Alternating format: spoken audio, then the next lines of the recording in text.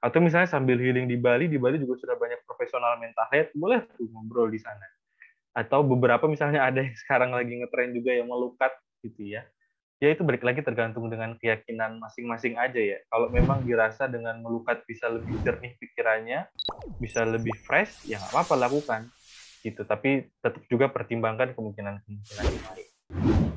Halo sahabat Nova, aku Sarah. Kali ini kita akan ngobrol seputar healing yang baik dan benar dengan Mas Putra Wiramuda, SPSI, MA. Beliau adalah seorang praktisi mindfulness yang memahami soal kesehatan mental, healing, dan juga mindfulness nih. Nah, tapi bagaimana sih cara melakukan healing yang benar gitu? Yang nggak cuma tadi jalan-jalan aja gitu dan pulang masih overthinking gitu. Ya, balik lagi gitu ya. Mau pakai pendekatan mana? Kalau kalau misalnya ternyata healingnya bisa dilakukan dimanapun, healingnya juga bisa dilakukan dengan gratis, bahkan ya ambil, kalau menurut saya bisa mengambil opsi itu, silakan ambil opsi itu gitu ya. Kecuali ini misalnya ternyata lingkungannya ini semua ya, bermasalah semua, tapi saya yakin enggak lah ya. Kalau misalnya kita stresnya karena kerjaan di kantor, gitu ya kita kan bisa healing di rumah. Healingnya lewat latihan meditasi misalnya. Saya sendiri praktisi mindfulness, kita bisa latihan mindful breath dari nafas. Terus kemudian kita juga sambil itu kita bisa journaling juga, kita tuliskan apa masalah kita. Satu persatu kita urai gitu ya. Apa yang terjadi ketika kita menghadapi masalah itu. Pelan-pelan sambil kita tulis, biasanya nanti solusinya akan keluar dengan sendirinya. Atau misalnya kita bisa ketemu dengan profesional, sekarang sudah banyak profesional, bisa psikolog, bisa psikiater, bisa juga praktisi-praktisi kesehatan mental. Cari yang cocok, cari yang sesuai, kemudian bisa ngobrol dengan mereka gitu. Kalaupun memang pada akhirnya tetap pengen liburan, ya nggak apa-apa, sadari aja kalau pengen liburan gitu ya. Jadi tanpa perlu alasan ini ya, berlebihan, wah healing dan segala macam gitu ya. Atau kalaupun memang healing ya anggap aja, niatkan aja dalam hati, oke, selama 1-2 hari saya ingin berjeda dulu dari kepenatan kesibukan, supaya nanti setelah beberapa hari pikiran saya jadi lebih fresh, jadi lebih jernih, jadi nggak overthinking lagi. Jadi setelah beberapa hari itu saya akan niatkan untuk saya bisa balik dengan lebih jernih dan saya siap untuk menghadapi masalahnya. Intinya sih seperti itu, gitu ya. Atau misalnya sambil healing di Bali juga sudah banyak profesional mental health, boleh tuh ngobrol di sana. Atau beberapa misalnya ada yang sekarang lagi ngetren juga yang melukat gitu ya.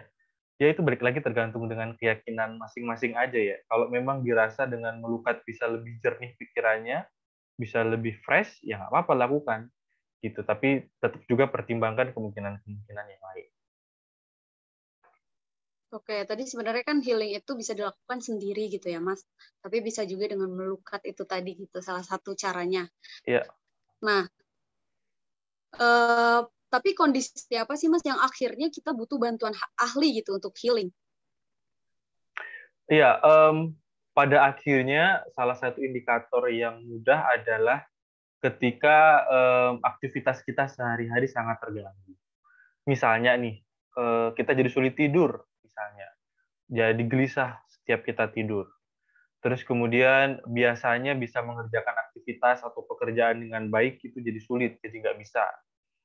Gitu. Atau misalnya nafsu makan kita mulai terganggu, misalnya karena pengaruh itu.